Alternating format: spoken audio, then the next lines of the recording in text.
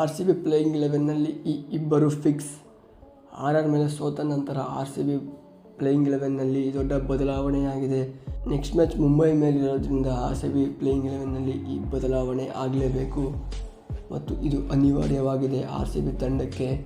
ಈ ಪ್ಲೇಯಿಂಗ್ 11ನಲ್ಲಿ ಯಾರು ಬರ್ತಾರೆ ಅಂದರೆ ಕ್ಯಾಮರಾನ್ ಗ್ರೀನ್ ಬದಲು ವಿಲ್ ಜಾಕ್ಸ್ ಮತ್ತು ರಜತ್ ಪಟಿದಾರ್ ಬದಲು ನಮ್ಮ ಕನ್ನಡಿಗ ಮನೋಜ್ ಬಾಂಡೇಗರ್.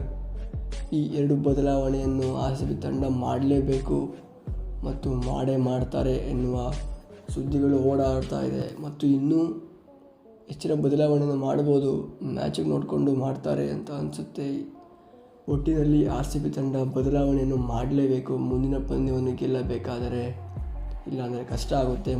ಮುಂಬೈ ಹೋದ ಮ್ಯಾಚನ್ನು ಭರ್ಜರಿಯಾಗಿ ಗೆದ್ದಿತ್ತು ಮತ್ತು ಆರ್ ಸಿ ಬಿ ತಂಡ ಈ ಮ್ಯಾಚನ್ನು ಗೆಲ್ಲಬೇಕಾದರೆ ಬದಲಾವಣೆಯೊಂದಿಗೆ ಬರ್ತಾರೆ ಮತ್ತು ನೆಕ್ಸ್ಟ್ ಮ್ಯಾಚನ್ನು ಗೆಲ್ಲುವ ಸಾಧ್ಯತೆಗಳು ಜಾಸ್ತಿ ಇದೆ ಎಂದು ಆರ್ ಸಿ ಬಿ ತಂಡದ ಮ್ಯಾನೇಜ್ಮೆಂಟ್ ಹೇಳಿದೆ.